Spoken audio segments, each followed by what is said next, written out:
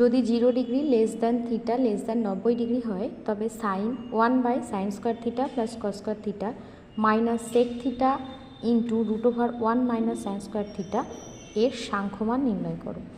প্রথমে টুকে নিচ্ছি। প্রথমে sin 1/sin square theta plus cos square theta minus sec theta into √1 - sin square theta টুকে নিলাম।